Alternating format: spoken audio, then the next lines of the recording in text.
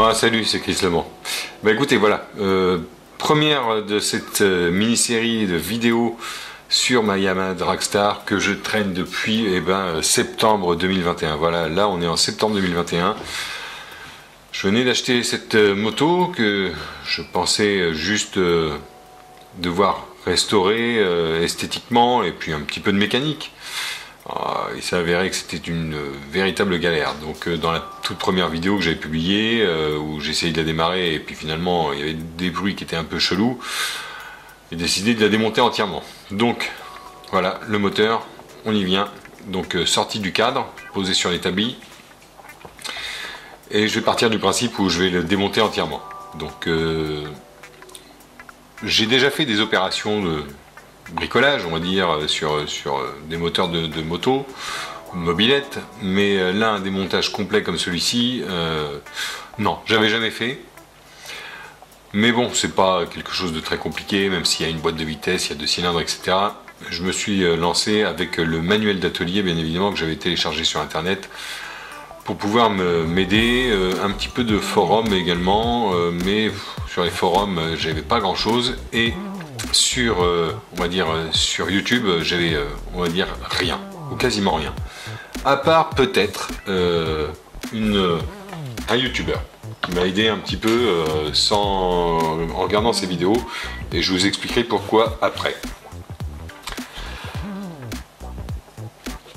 Vous voyez que l'opération en fait elle n'est pas anodine, dans le sens où vraiment le moteur était hyper crade. Je pense que quand je l'ai acheté, le type m'a raconté des bobards, et bon, je me suis dit que c'était pas grave, il n'y avait rien d'insurmontable et rien de bien grave puisque le moteur n'était pas bloqué, donc je me suis dit qu'on allait pouvoir y arriver. Alors voilà, là je vais faire un premier bon dégraissage, un bain dans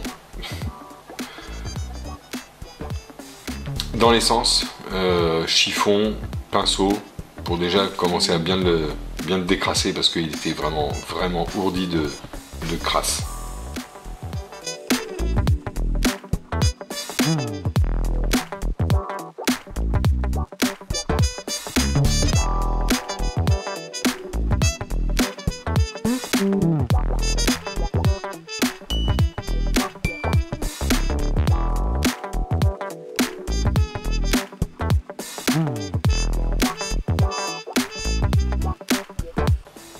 Bon, c'est vrai que c'est une opération qui est assez satisfaisante entre guillemets, dans le sens où quand vous commencez à avoir une couleur de métal plutôt qu'une couleur de crasse, ça fait toujours plaisir.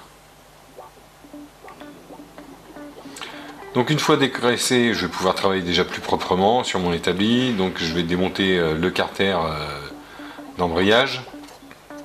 Alors une vis qui était planquée, ce qui m'a un petit peu forcément perturbé, pas bloqué mais qui était caché, donc c'est là aussi où il faut bien observer partout avant de démonter.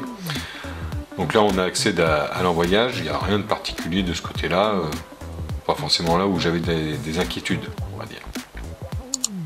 Alors voilà ce que j'ai retrouvé, ce sont des dents, les dents de la couronne de lanceur. Il en manquait 7, j'en ai retrouvé 6 dans le moteur.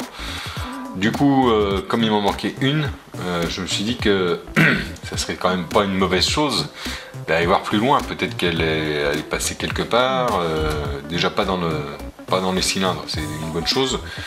Mais bon, c'est toujours inquiétant de ne pas retrouver une dent. Donc je me dis, allez hop, là on y va complètement. Mais c'était un truc que je ne prévoyais pas du tout à l'origine, de démonter l'intégralité du moteur, mais le simple fait de retrouver cette pièce cachée, enfin ces dents éclatées, ça m'a inquiété. Donc du coup je me suis dit que allez, on n'était pas assez près, on va démonter. Ah oui, bah forcément, donc quand c'est la première fois que tu démontes un embrayage, tu t'imagines que juste comme ça va le faire avec une clé et puis la bonne douille, et en fait non, il faut un outil. Donc bah, comme j'ai pas l'outil, en attendant d'avoir l'outil spécifique pour le démontage de l'embrayage, je contrôle tous les disques, ça va, ça n'a pas l'air d'être en mauvais état. On va nettoyer également les cylindres. toujours le même principe, pinceau, essence, et puis enlever les joints, gratter les plans de joints pour enlever toutes les marques qu'il y avait. Alors là il fallait extraire donc le rotor d'allumage, et alors là avec un extracteur et mes outils, non ça marche pas, donc j'ai chauffé au décapeur thermique la partie centrale, et malheureusement c'est pas passé à la vidéo, mais ça a mis du temps, mais ça a sauté en fait littéralement tellement que c'était collé. D'où l'intérêt d'avoir une clé à choc, comme je l'ai montré dans la dernière vidéo avec la clé à choc, où là pour le coup c'est extrêmement simple parce que vous n'avez pas de mauvais appui. Démontage de la cloche d'embrayage avec le bon outil, pareil, ça c'est à l'aise. On regarde un petit peu comment c'est fichu, ok, rien de particulier, c'est pas trop compliqué, la pompe à huile, etc. Donc pour séparer les deux carters, il va falloir ôter donc la pompe à huile. Là, vous remarquerez que je remets tout le temps les vis au même endroit, là où je les ai dévissés, je les remets de façon à éviter toute perte. Et comme ça fait beaucoup de vis, bah, on va éviter de les mettre n'importe où en espérant que quand tu ne remettes pas la main dessus, tu en mettes une autre, quoi. Alors là c'est pareil, c'est quand même un peu con parce que c'est de la clé, enfin il faut comment dirais-je, des vis cruciformes, à tête cruciforme, et ça c'est pas terrible, t'as pas un bon appui, t'as pas une bonne prise, et je me suis vraiment fait chier pour en retirer certaines.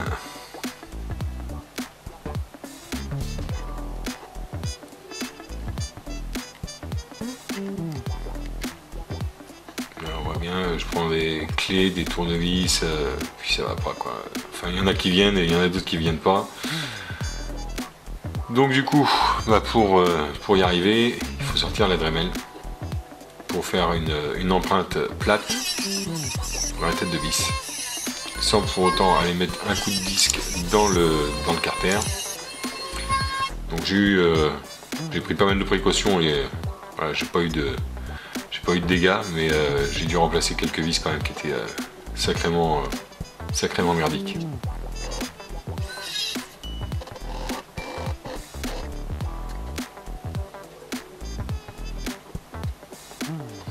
Et puis bah, pour ne pas me paumer, j'ai remis toutes mes vis avec un dessin comme ça, et je les ai remises dans l'ordre en fait. C'était des trous dans un carton. Voilà, mon moteur il est prêt à être séparé, logiquement. Sauf que, là encore une fois, une petite vis était cachée quelque part. Alors on va la retrouver. Ah, ça y est, elle est là. Hop, on enlève la vis. Et là c'est bon, le carter se sépare en deux, et on peut accéder à la boîte de vitesse et au vilebrequin.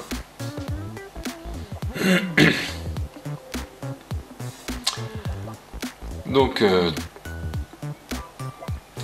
là j'ai récupéré comment dirais-je, mes carters avec des roulements neufs que j'ai fait faire installer. J'ai fait rééquilibrer le vilebrequin dans un atelier mécanique spécialisé. Donc là je nettoie les plans de joint, je les dégraisse, je vire tout le silicone qui avait été mis, je dégraisse le tout à nouveau, j'en profite pour bien nettoyer. Et puis je me suis dit bah tiens allez, on va faire la segmentation aussi des pistons, et on va en profiter pour nettoyer la tête des pistons. Donc j'utilise Scotch-Brite et WD-40, et là c'est un bon quart d'heure de frottage intensif pour déjà avoir un bon résultat. Pas trop dégueulasse, en tout cas ça l'est beaucoup moins. Alors d'où vient mon problème de moteur qui n'a pas de compression, mon cylindre qui n'a pas de compression à l'arrière? Et ben c'est tout simplement parce que j'ai fait un truc, j'avais récupéré une autre culasse qui était équipée de ces deux goujons, contrairement à celle d'origine qui n'avait plus qu'un goujon, l'autre était cassé. Je me suis dit bon allez, allons-y, puis en plus ça me paraissait propre, et en fait regardez, si j'injecte du WD-40 ici, et ben ça coule. Donc elle ne ferme pas. Si maintenant je prends celle d'origine,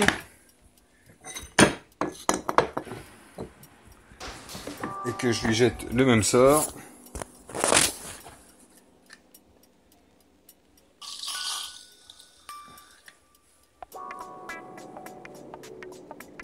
ça ne coule pas, donc elle est étanche. Voilà les lapins, donc maintenant je suis bon pour emmener cette culasse, faire extraire le bouchon et en faire poser un nouveau. Voilà. Alors passons au remontage. Donc là j'ai des roulements neufs et je vais remonter la boîte de vitesse. Alors ça c'est pareil, quand c'est la première fois que tu remontes une boîte de vitesse et que tu n'as pas forcément fait attention au repérage, bah c'est pas bien grave, il va falloir faire plein d'essais entre l'arbre primaire, l'arbre secondaire et les fourchettes. Donc ouais, j'ai un peu galéré, j'ai passé un petit peu de temps à voir en plus comment il fallait introduire le tout ensemble. C'est pas simple du tout. Et les fourchettes, il y en a 3, mais elles sont toutes les 3 différentes, ou en tout cas il y en a 2 qui sont identiques et une différente. Donc avant de refermer tout ça, bah, on fait des essais. Première, deuxième, troisième, ah ça va pas. Donc je rechange, je remets les fourchettes dans le bon ordre, et là je refais tous mes essais, première, deuxième, troisième, quatrième et cinquième, et là tout fonctionne correctement. On peut passer à l'étape suivante.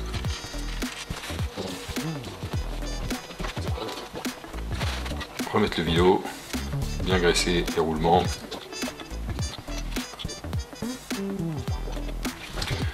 Installer les pistons, dégraisser à l'acétone le plan de joint et mettre du silicone d'étanchéité.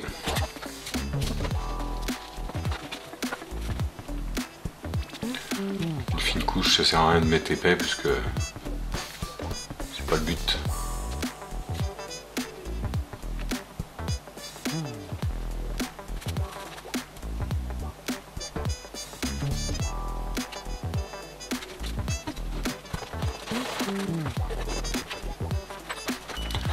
Là, pour pouvoir réassembler les 2 carters ensemble.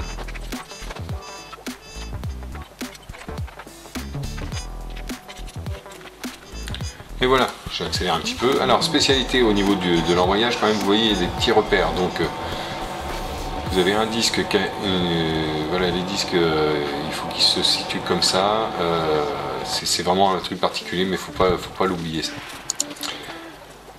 Ensuite, on va remonter les cylindres et les chaînes. Alors, les chaînes de transmission, c'est un truc, voilà, vous voyez, je mets des fils de fer pour éviter qu'elles retombent dans le fond du moteur, parce que sinon, là, c'est la grosse merde.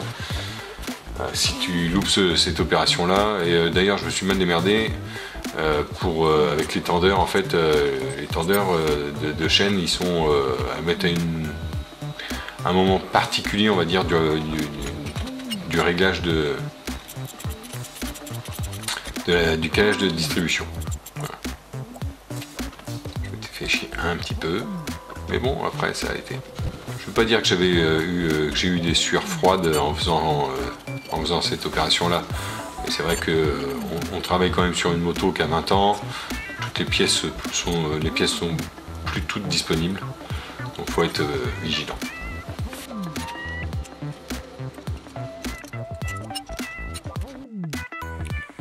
Alors voilà, le moteur est remonté entièrement. Il fonctionne, en tout cas à blanc, je ne l'ai pas fait démarrer bien évidemment, mais en faisant tous les cycles, eh bien, il ne présente pas de problème. Maintenant, il faut qu'il ait un cadre. Et le cadre, il est avec les autres pièces en préparation peinture, réservoir, encore une couche d'après à placer, et mon cadre qui a reçu ses 2 couches d'après.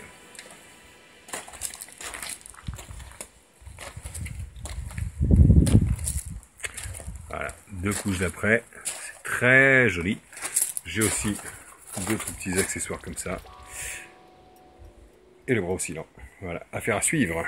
I wanna be the greatest. Everybody on the fake shit. I look around and feel like everybody is the fakest. I make this every day and I'm impatient, hoping one day I blow up from the basement. Statement, the top is so vacant. I don't hear shit that I think is amazing. Waiting for my day when I'm playing sold out shows for 1,000 faces. Hey, give me that dying to be put down. It ain't your place, all this my town. If I want that shit, then I'll get it right now. I'm losing it, the noose it fits. I'm losing shit, a stupid myth. You choose to live or choose